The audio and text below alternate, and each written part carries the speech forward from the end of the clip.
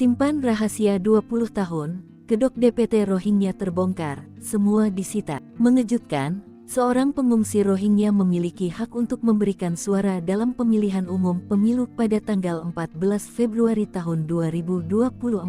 Dia adalah Muhammad Sofi, pria asal Myanmar dengan status pengungsi di Indonesia. Sofi sudah tinggal di Indonesia sebagai pengungsi selama 20 tahun.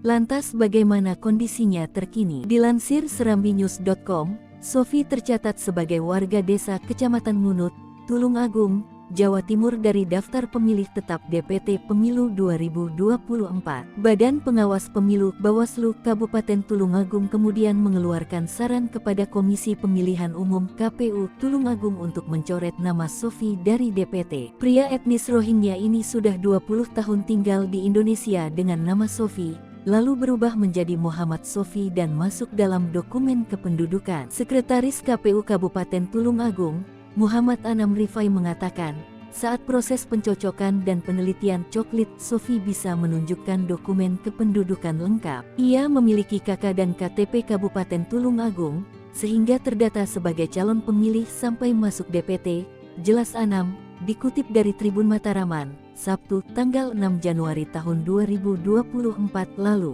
Kartu keluarga yang mencantumkan nama Muhammad Sofi terbit tahun 2006, sementara KTP yang dipakai masih KTP siak, belum KTP elektronik. Saat KPU kembali melakukan pengecekan di lapangan, diketahui KTP milik Sofi sudah tidak ada karena sudah disita petugas.